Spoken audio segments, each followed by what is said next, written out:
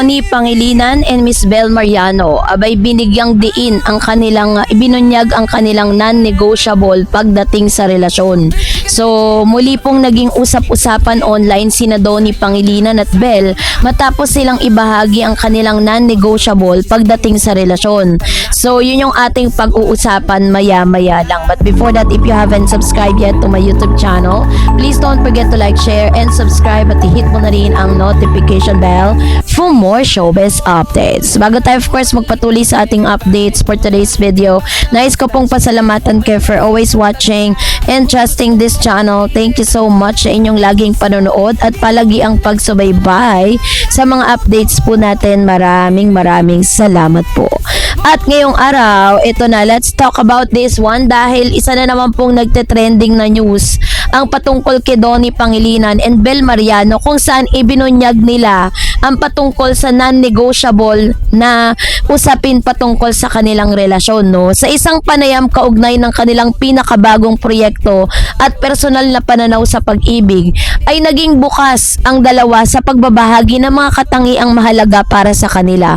At isang romantic relationship ang kanilang mga sagot ay agad na naging viral sa social media dahil maraming fans ang nakarelate sa kanilang pagiging mature, honest at realistic tungkol sa love at commitment. Para sa maraming supporters ng tambalang Don Bel, ang interview na ito ay hindi lamang simpleng Q&A tungkol sa relasyon. Para sa kanila, isa itong mas malalim na pagsilip sa tunay na personalidad nila Donnie at Bel. Dalawang young celebrity na lumaki sa harap ng publiko habang unti-unti na ring natututunang i-handle ang pressure ng fame, love team culture at personal emotion.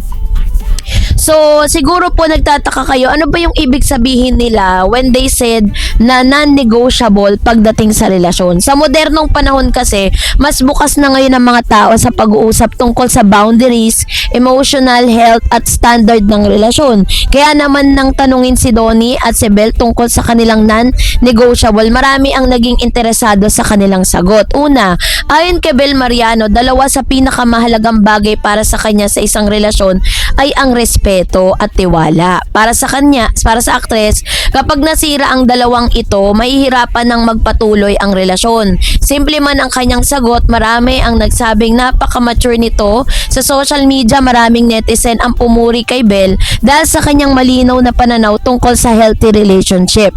Sa panahon na yun kung saan maraming relasyon ang nasisira dahil sa dishonesty, cheating, manipulation at kawalan ng communication. Pero maraming fans na nagsabing tama lamang na gawing pangunahing foundation ang trust at respect, 'di ba? Kasi nga naman 'di ba kapag mahal mo ang isang tao, pinagkakatiwalaan mo siya at nirerespeto mo siya, 'di ba? So, sabi rin po dito ni Mr. Donnie naman, para sa perspective naman ni Donnie, no? Hinihimay-himay natin yung laman ng interview eh. Sabi diyan, si Donnie Pangilinan at ang pagiging emotionally mature niya. Bagamat mas pribado si Donnie pagdating sa personal na buhay, napansin ng mga fans sa mas nagiging open siya sa mga interviews nitong mga nakaraang taon. Sa ilang panayam, ibinahagi niya ang kahalaga ng growth at individuality sa isang relasyon. Ayon kay Donnie, mahalagang hindi mawala ang sariling identity habang nasa isang partnership. Ito mismo ang dahilan kung bakit kailangan nilang gawin to. Para sa maraming observers, ipinapakita nito na mas mature na ngayon ang aktor pagdating sa pagtingin sa love at companionship. May mga fans din nagsabing kitang-kita ang emotional growth ni Donnie at Bel dahil mas maingat na sila sa kanilang statement, mas realistic na ang kanilang pananaw at mas grounded na sila kumpara noong nagsisimula pa lamang ang kanilang love team. So dahil dito, lumaki po yung paglaki ng kanilang Don Bel tandem. Hindi may kakailan na isa ang Don Bel sa pinakamalalaking love team at sa kanilang henerasyon. Nagsimula ang tambalan ni Donnie at Bel sa seryeng He's Into Her kung saan agad napansin ng publiko ang kanilang chemistry. Mula doon ay sunod-sunod na ang kanilang mga projects. So dito rin po, hindi rin maiiwasan talaga na magkakaroon kasi talaga ng pressure pagdating po sa love team culture eh. Sa Pilipinas kasi napakalakas ng love team culture, 'di ba? Parang ang kultura kasi ng showbiz kapag gusto mo talagang maagang sumikat, kailangan may ka-love team ka eh. Pero dahil mature mag-isip si Bel kasi yung decision nila na yan, ano yan, big decision yan kahit sa ang mga actors and actresses dahil kilala kayo bilang tandem tas bigla kayong maghiwalay as individual artists, 'di ba? That's really a huge decision na kailangan po nilang panindigan. So kasi kapag naging matagumpay ang tambalan ng dalawang artista, kadalasan gusto ng fans na maging real life couple na din sila, which is true, 'di ba? Minsan kapag may mga love team, yung hook na talaga yung buong sambayan ng Pilipino sa kanilang love team. Ang gusto ng mga tao na talagang sila na, 'di ba? Na ang end game talagang sila na. So isa ito sa pinakamalaking pressure na matagal nang kinaharap ni Donnie at Bel. Sa iba't ibang interview, naging maingat silang dalawa sa pagsagot tungkol sa tunay na estado ng kanilang relationship. Ngunit hindi na rin maitatanggi na special ang kanilang koneksyon. Katunayan, minsan nang sinabi ni Bel na si Donnie ay someone special sa kanyang buhay at isa sa mga taong pinakamalapit sa kanya ngayon.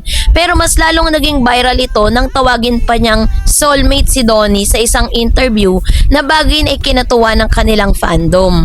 So, sa kanila pong relationship, respect at trust bilang sentro ng healthy relationship. Maraming relasyon kasi, relationship expert ang nagsasabing ang respeto at tiwala ay pundasyon ng matatag na relasyon. Kapag walang respeto, nawawalang emotional safety, nagiging toxic ang communication at nagiging mapanakit ang relasyon. Samantalang kapag walang tiwala, no, nagkakaroon ng insecurity, selosan, overthinking at emotional stress. Kaya naman maraming netizen ang nagsasabing mature at realistic ang sagot ni Bel. Sa social media discussion nga, may ilang mga fans na nagsabing mas okay nang malinaw ang standard kaysa basta pumasok sa relasyon, which is tama, 'di ba? Dapat bago kayo pumasok sa isang seryosong relasyon, alam nyo kung ano yung standard ninyo. Na dapat talagang meron kayong boundaries, dapat may trust kayo, meron kayong respeto sa isa't isa, hindi mawawala. Kasi 'di ba, sa pagtagal ng panahon na kayo magkasama, minsan nakakalimutan na natin yung boundaries. Nakakalimutan na natin yung respeto, nakakalimutan na natin yung tiwala. And that's really the basic foundation of that relationship na ini-inculcate ni Bel, no, dito po sa kanyang non-negotiable relationship. Kaya naman marami ring mga fans na nagsabing talagang napaka-realistic nga ng sinagot ni Bel doon, 'di ba? So, isa rin sa napansin ng mga fans na kung naging open ang Don Bel tungkol sa personal growth sa mga nakaraang buwan, inamin ni Donnie at Bel na nais muna nilang mag-focus sa kanilang individual careers. Ang kanilang pelikulang Tayo sa Wakas ay tinatawag pa na lang Last for Now bilang love team project. Para sa ilang fans, maraming mga nakakalungkot man ito pero naiintindihan nilang mahalaga rin ang personal growth ng dalawang artista. May mga netizen pang pumuri dahil sa kanilang desisyon. Hindi raw natatakot mag-explore individually. Gusto nilang makilala bilang sariling artist at hindi lamang bilang kalahati ng love team, 'di ba? Totoo naman. Kaya nga sabi ko sa inyo, this is really a huge decision coming from Miss Bel and Donnie dahil grabe po yung kanilang haharapin pagkatapos ng lahat ng ito. So kaya naman yun yung tinatawag na non-negotiable relationship. So kayo po, anong yung saloobin patungkol dito, mag-comment kayo sa comment section.